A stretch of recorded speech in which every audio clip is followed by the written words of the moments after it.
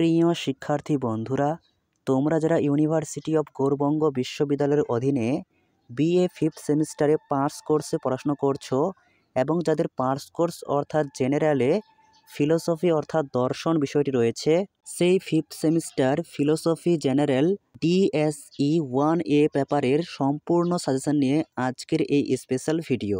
চ্যানেলে নতুন হয়ে থাকলে চ্যানেলটিকে সাবস্ক্রাইব করে রাখো পরবর্তী ভিডিও নোটিফিকেশন সবার আগে পাওয়ার জন্য। ইতিমধ্যে ফিফথ সেমিস্টারের একাধিক বিষয়ের সাজেশনমূলক ভিডিও এই চ্যানেলে পোস্ট করা রয়েছে। আর ভিডিওটি ভালো লেগে থাকলে অবশ্যই একটি লাইক করে দিও। তাহলে শুরু করা যাক আজকের ভিডিওর মূল আলোচ্য বিষয়।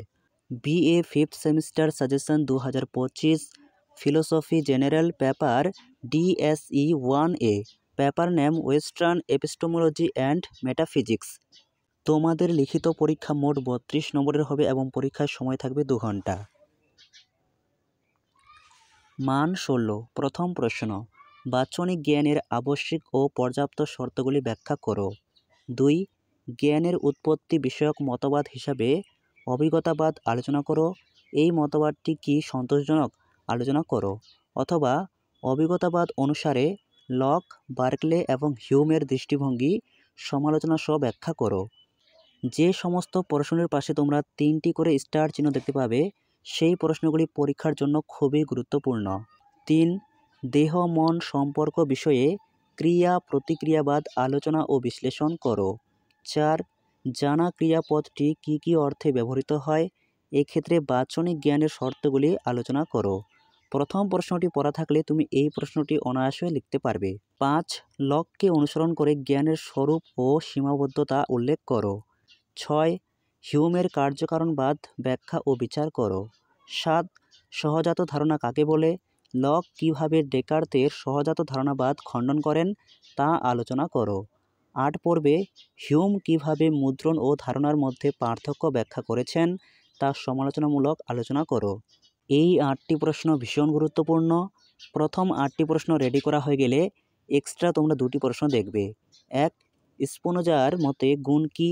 দ্রব্যের সঙ্গে গুণের সম্পর্ককে স্পিনোজা কিভাবে ব্যাখ্যা করেছেন আলোচনা করো। 2. জ্ঞানের উৎপত্তি বিষয়ক মতবাদ হিসাবে বুদ্ধিবাদ আলোচনা করো। এই মতবাদটি কি সন্তোষজনক? এই বছরের জন্য অভিজ্ঞতাবাদ মান 16-র জন্য খুবই গুরুত্বপূর্ণ। বুদ্ধিবাদটি তোমরা 8-এর জন্য দেখতে পারো। এরপর মান 8 প্রথম প্রশ্ন, লাইবনিজের মনাড তত্ত্ব আলোচনা করো। 2 পর্বে সংশ্লেষক ও বিশ্লেষক অবধারণের মধ্যে পার্থক্য নির্ণয় করো। 3. সহজাত ধারণা বিষয়টি ব্যাখ্যা করো। 4. সরল বস্তুবাদ ও প্রতিরূপী বস্তুবাদের মধ্যে পার্থক্য নিরূপণ করো। 5. মুখ্য গুণ ও গৌণ গুণ এর পার্থক্য আলোচনা করো। 6. হিউমের কার্যকারণবাদ ব্যাখ্যা ও বিচার করো। এক্সট্রা পর্বে 1. বার্কলের আত্মগত ভাববাদের সমালোচনামূলক আলোচনা করো। 2. কান্টের বিচারবাদ সমালোচনা সহ লেখো। এরপর মান 2, 1. মুখ্য গুণ কাকে বলে? 2. ভাববাদ কাকে বলে? 3. পূর্বত্বসিদ্ধ অবধারণ কি? 4. সকল ধারণাই সহজাত, কে এবং কেন বলেছেন? 5. ডেকার্তকে অনুসরণ করে দ্রব্যের সংজ্ঞা দাও। 6. হিউমের মতে মুদ্রণ কাকে বলে? 7. জানা শব্দটির বিভিন্ন অর্থ কি কি? 8. লকের মতে গৌণগুণ কাকে বলে? 9. লাইবনিজের মতে মনাড কি? 10. বিষয়গত ভাববাদ বলতে কি বোঝায়? 12. কারণ কাকে বলে? 13. স্পিনোজার মতে দ্রব্য কি? কিছু কিছু বানান মিস্টেক রয়েছে, তোমরা সেগুলি ঠিক করে নেবে। মান 2-এর জন্য এই প্রশ্নগুলি ছাড়াও তোমরা অন্য প্রশ্ন পড়তে পারো, কিন্তু মান 16 এবং মান 8-এর প্রশ্ন তোমরা এখান থেকে কমন পেয়ে যাবে।